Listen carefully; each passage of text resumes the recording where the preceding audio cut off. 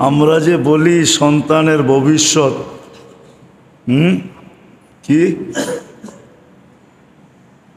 তাহলে ওই দায়িত্বটা যদি আল্লাহর কাছে থেকে থাকে, আজকে কি আল্লাহ বইলা দিছে যে তোমাদের ভবিষ্যৎ তোমাদের কাঁধে? হ্যাঁ, তাহলে এটা সবাই বহন করতেছি তো, না করতেছি না? ভবিষ্যতের দায়িত্ব বহন করতেছি না কি? এটা আমার উপরে ছিল নাকি?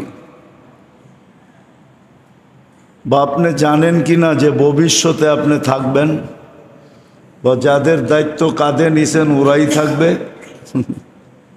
ভবিষ্যৎ তো কেউ জানে না, জানে না কি? তাহলে এই দায়িত্ব নিয়েই তো বুড়া হয়ে যেতেছি, ঠিক না? যাক, মনে হয় এটা বোঝেন না আপনারা ভালো মতে, কেননা এটা ভালো মতে বুঝার কথাও না। ভালো মতে বোঝে নাই, ভালো মতে বুঝে আসতেছে না। ছেলে সন্তানের ভবিষ্যৎ, নিজের ভবিষ্যৎ, এই দায়িত্ব আমাদের কাঁধে ছিল না, এই দায়িত্ব তো আল্লাহর উপরে ছিল। তো মানুষের বয়স বাড়তে থাকে, দায়িত্ব বাড়তে থাকে, ঠিক না? সংখ্যাও বাড়ে, পরিধিও বাড়ে, সত্য তো? কিন্তু আসলে যেটা দায়িত্ব, প্রত্যেক মানুষের উপরে যেই দায়িত্বটা সবচেয়ে বড় জরুরি, একান্ত জরুরি, ফরজও বলা চলে, ফরজ বললে আশা করি কেউ বিরুদ্ধে লিখবে না, আঙ্গুলও উঠাবে না। সবচেয়ে বড় ফরজ দায়িত্ব হলো প্রত্যেকটা আকেল বালেগের উপরে। বালেগ বোঝেন তো? প্রত্যেকটা প্রাপ্ত বয়স্ক নারী পুরুষ নির্বিশেষে সবার উপরে ফরজ দায়িত্ব হলো, ভালো মতে বুঝতে হবে কিন্তু, ধ্যান দিয়া না শুনলে বুঝে আসবে না। আর বুঝে না আসলে যা চাইতেছি এটা হবে না।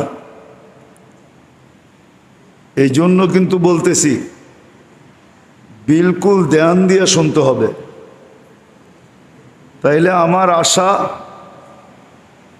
লাভবান হবে, আপনাদের বসাও লাভবান হবে, শোনাও লাভজনক হবে। আর নাইলে সময় কেটে যাবে। সবচেয়ে বড় দায়িত্ব আমাদের, ফরজ দায়িত্ব, প্রথম হলো নিজেকে জাহান্নাম থেকে বাঁচানো। কি? নিজেকে জাহান্নাম থেকে বাঁচানো। কারণ এটাই যে আল্লাহ কিন্তু আপনাকে পছন্দ করে মানুষ বানাইছেন। প্রত্যেক ব্যক্তির পছন্দের একটা দাম আছে না নাই? আপনার পছন্দের দাম আছে না নাই? প্রত্যেক ব্যক্তির কিন্তু পছন্দের একটা দাম আছে, ঠিক না? ছোট হোক বড় হোক, বাচ্চারও তো পছন্দের একটা দাম আছে, ঠিক না? তাহলে আল্লাহ কিন্তু আপনাকে পছন্দ করে মানুষ বানাইছেন।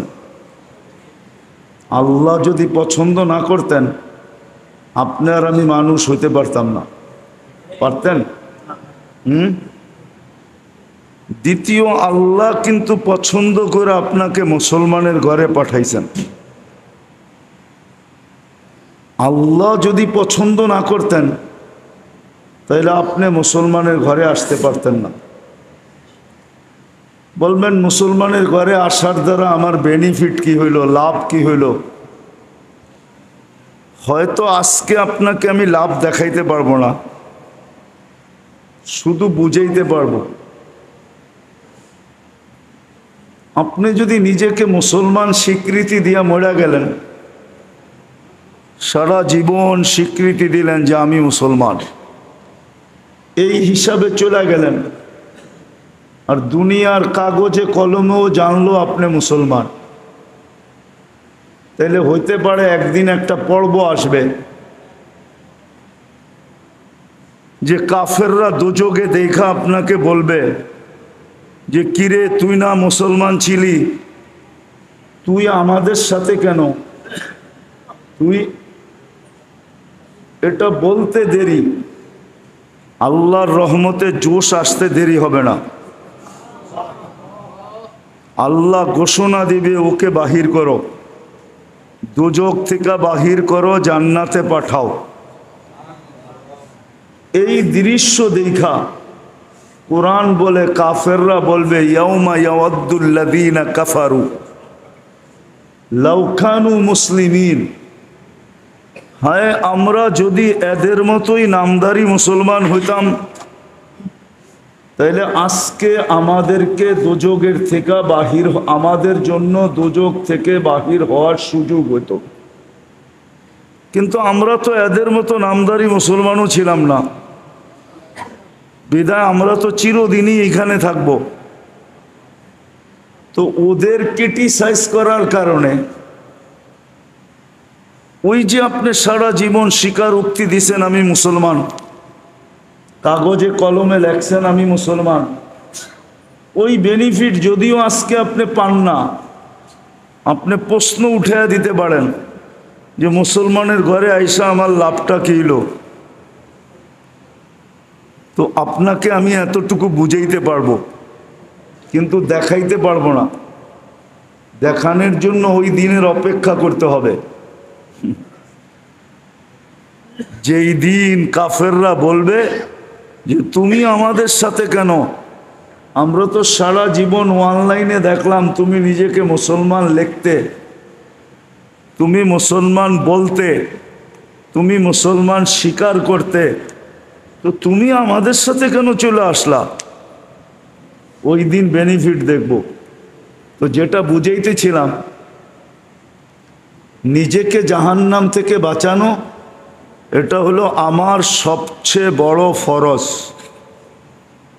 দায়িত্ব। শুধু দায়িত্ব না, ফরজ দায়িত্ব। কেননা আপনার পছন্দের যদি মূল্য থাকে, তাহলে আল্লাহর পছন্দের কোনো মূল্য নাই না? নাই। আল্লাহ আমাকে প্রথম পছন্দ করছে মানুষ হিসাবে, দ্বিতীয় পছন্দ করছেন মুসলমান হিসাবে, তৃতীয় পছন্দ করছেন উম্মতে মুহাম্মদী হিসাবে, খায়েরে উম্মত হিসাবে, সর্বশেষ উম্মত হিসাবে, বরং কিয়ামতের দিন আল্লাহর পক্ষে সাক্ষী হিসাবে। আর কয়টা বলবো? 5টা কিন্তু বইলা ফেলছি,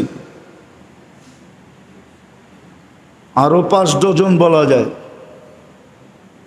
আল্লাহ কিন্তু আপনাকে পছন্দ করছেন, আপনার রং যেমনই হোক, ডং যেমনই হোক, বংশ যেমনই হোক, পেশা যেমনই হোক, এলাকা যেমনই হোক, কথাবার্তা যেমনই হোক, দুনিয়ার দিক ভিতরে আপনি যেমনই হন, আপনাকে কিন্তু আল্লাহ 5 বার বললাম পছন্দ করছেন। আরো 5 ডজন বলতে পারি, সবগুলো আল্লাহর পছন্দের। বিদায় আল্লাহ প্রথম দাবি রাখতেছেন, তুমি তোমাকে জাহান্নাম থেকে বাঁচাও। এটা বাঁচানো ফরজ। যেমন মাগরিবের নামাজ ফরজ ছিল, ইচ্ছা করলে এই এলাকাবাসী, ইচ্ছা করলে মাধবদিয়ালারা মাগরিবের নামাজে নিজেকে জাহান্নাম থেকে বাঁচাইতে পারত। প্রমাণ দিতেছি আমি, ইচ্ছা করলে বাঁচাইতে পারত, জাহান্নাম থেকে বাঁচাইতে পারত। যদি মাগরিবের নামাজে জুমার নামাজের চেয়ে বেশি উপচে পড়া ভিড় হইতো। উপচে পড়া ভিড় বুঝেন? দারুণ ক্ষমতার অতীত ভিড়, দারুণ ক্ষমতার অধিক ভিড় যদি হইতো, আর মাগরিবের নামাজ পড়া 7 বার